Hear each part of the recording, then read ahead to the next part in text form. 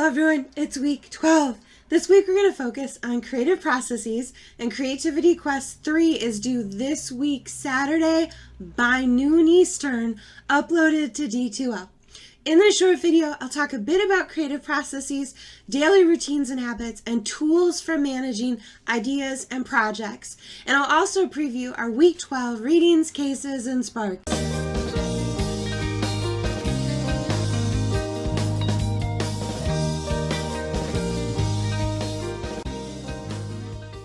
High school, you might have had a poster like this hanging in your classroom. This is a clear, succinct way to represent the writing process. First, you invite or pre-write. You create outlines, you make notes about what you want to write about. Then you write. You create a draft, which you revise, and then edit before sharing. This is tidy, but I don't think it's accurate. Most writers edit across a writing task. Pre-writing and inventing, brainstorming and editing back and forth. Writing is more a recursive process than a step-by-step linear one. I created this image for a book I wrote a few years ago, presenting a romanticized notion of the media composing process. Let's say this person is working on a short public service video. We might think she gathers clips, writes a script, selects music, and then sequences them together. Realistically though, and you may have experienced this or are experiencing this working with Creativity Quest 3, it's a lot messier than this.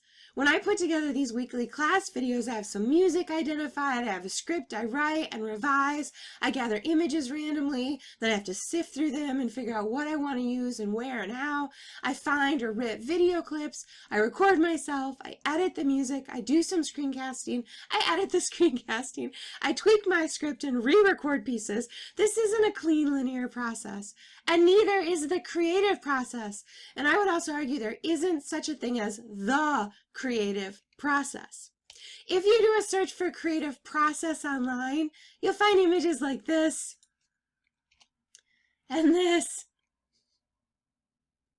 And you might come across representations of paths to success like this.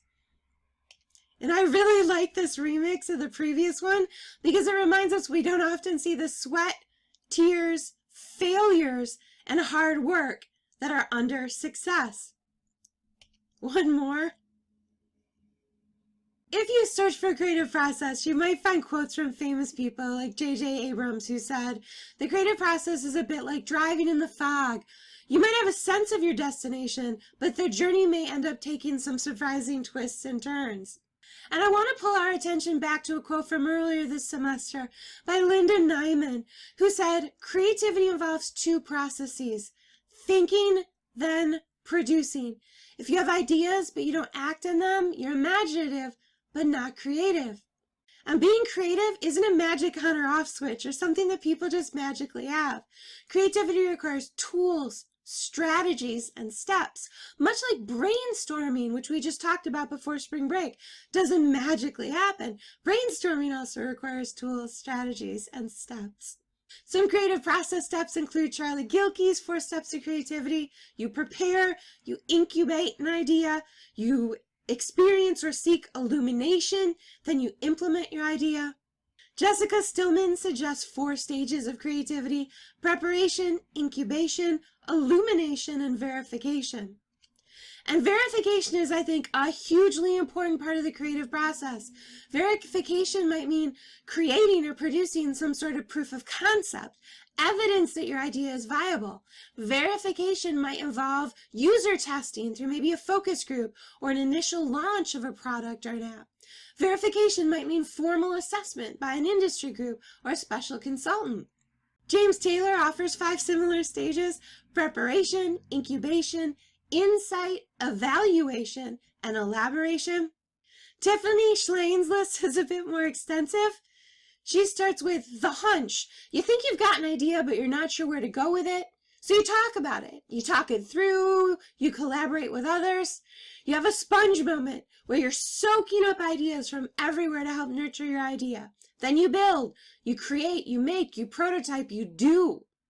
Then there's confusion, and everyone faces a moment in a project where they maybe lose sight of their goals or question their idea, so you just step away and take a breather.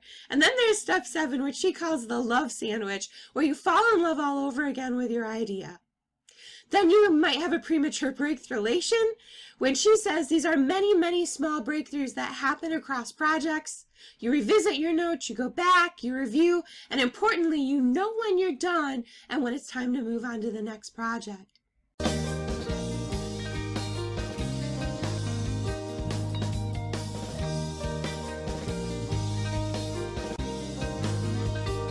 There are some fantastic representations of the daily schedules of the famously creative, like Maya Angelou. Interestingly, she did most of her work in hotel or motel rooms as she traveled and by preference. I have a colleague who, whenever he needs to get a significant amount of writing done, like a draft of a book, he'll check into a hotel for 2 or 3 weeks and pretty much lock himself in his room because he can work there without distraction. This was Beethoven's typical daily schedule. Darwin's daily schedule between 1842 and 1859, a bit more varied than Angelou's or Beethoven's. Tchaikovsky's. And another visual representation of creative processes, including sleep, creative work, whatever that means, day job, food and leisure, exercise, and other. There are 2 things I find pretty interesting about all of these representations. First, they're almost all white guys of the same social class and generally the same time frame, except for Maya Angelou. Second, all of these people work before the internet and the web and social media, and I wonder what sort of influence these technologies have had on today's famously creative people. There's a great BuzzFeed article by Ariana Rebellini on the daily habits of creative people. She says, creative people get moving, take naps, daydream, collaborate, take risks, make and stick to a routine, explore, pay attention, forgive bad work, fail forward, learn from their mistakes, and they take time to be alone.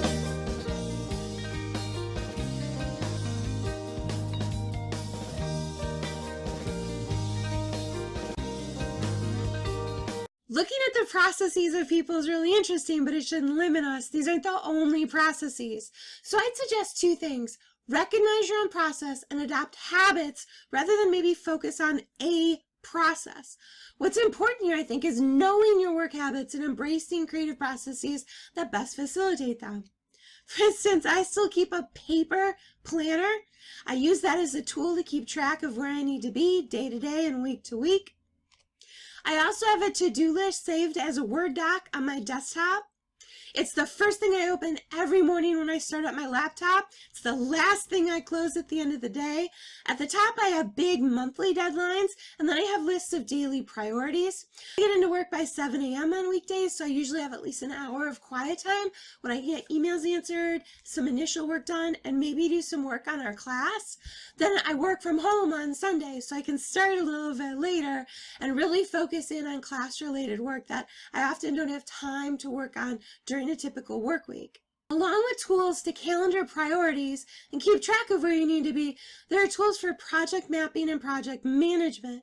One of the most important critical skills I think you should leave college with is the ability to see the forests and the trees, to see big projects and to break them down into manageable parts with deadlines and deliverables. For instance, I worked on a project for the governor's office a few years ago. We were a huge team that met weekly with reps from the governor's office, reps from 3 different offices at MSU, reps from the community, and reps from an ad agency in Detroit contracted to work with us on the project. At every meeting, the first thing we do is open a project map on a big screen, and each team would report on their work and their upcoming priorities. You can create your own maps and calendars like this one. This is the editorial and publication calendar for a special issue of an academic journal that I'm co-editing. There's only 2 of us working on this with pretty firm deadlines that we establish. There are some moving pieces, but it's a project we can manage with a simple calendar created in a Google Doc table. This is a project plan that a grad student who was working on her dissertation last spring created. She mapped out deadlines by which she really had to crank on her work and send me draft chapters. The original deadlines were in orange. The revised realistic deadlines have green X's, and the deadlines by which I promised I'd send her a response and comments to her drafts are blue pluses. Beyond homegrown tables and tools, though, there are some great apps out there to help you manage projects. Patio is one. You can see the main tabs at the top of the app: activity, projects, deliverables, and meetings, and then room to add customizations. ProofHub is another. Here we have a project overview tab, discussions, tasks, calendar, notes, files, time, and a timeline view. And what we're looking at in this view is a Gantt chart, which is a fairly common tool for mapping project milestones across time. Most of the tools provide a really helpful view like this from WorkZone, which lets you see a snapshot of project work. We can see in this case, 10% of our current projects are on track in green, 50% in yellow are at risk or close to falling behind the project timeline we created, and the red, 40%, are projects that are currently late. One of the most popular project management tools out there right now is Basecamp. Hi, this is a quick demonstration of Basecamp. Now, if you're interested in Basecamp, you're probably starting to notice that managing your business just with email chains and file attachments and meetings isn't good enough anymore. Things start to get chaotic and slip through the cracks, and you need some kind of a system to stay on top of everything. And that's what Basecamp is. It's one organized place for your projects, teams, and company-wide communication. Now let me show you how it works. This is a marketing project we're doing right now. Everybody who's involved with the project sees the same thing here. We use the message board to post updates and gather feedback on work that we're doing. This is so much better than messy email chains, because you can see the whole story from top to bottom. All the responses are on the record, and it's easy to get back to it. In the to-do section, I can assign work and see what's done and what's not done without having to remind people and nag them for status all the time. The schedule shows important dates and deadlines, and the docs and files is a place for images, assets, and files that we want everyone to be able to find easily. Finally, the campfire is a simple chat room. I use it if I have a question for the group and I'm not quite sure who to ask. This is just one project out of many, each with a different set of people, all organized and running at the same time.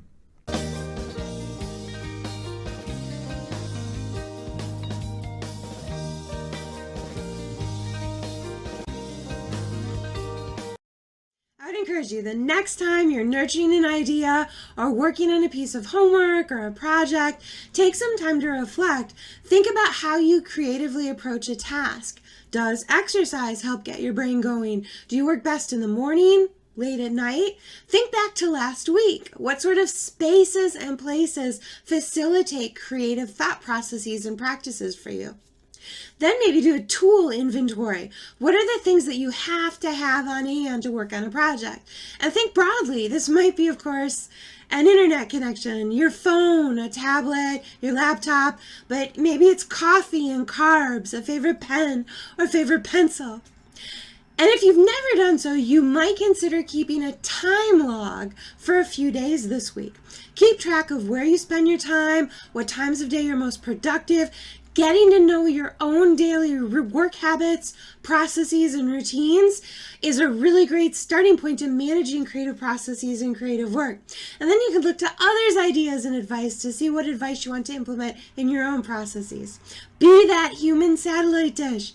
Pay attention to how you see others, especially mentors or people you admire, managing their time and projects. What tools do they use? When and how do they rely on others to help facilitate or manage their projects and their work? We've covered a lot of ground here, but the week 12 focus is on creative processes. We have two readings. The first is a chapter by Thomas Vogel where he describes different creative thinking approaches.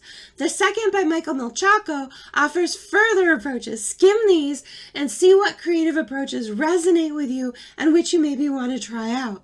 We have three cases, and all three are day-in-the-life pieces. Each gives you a glimpse into the working professional life of three different people. If none of these three resonate with you, one's an accountant, one's a regional sales manager, and one's an entrepreneur, do a Google search and find a few other day-in-the-life pieces about people whose job you potentially want. We have two creative sparks. One is a set of creative exercises, and the other is a really cool map of approaches to creative processes. If you haven't gotten started yet on Creativity Quest 3, you are behind. If you've already started, this is going to be a good time to look at my grading rubric, maybe take a look at those 2 example student pieces posted to D2L, review your work, make sure that you're happy with your final product. The assignment, all the required materials, and the examples are saved on D2L. Again, Creativity Quest 3 is due this week, Saturday, by noon, uploaded to D2L. Email me if you have any questions this week about our Week 12 work or about Creativity Quest 3.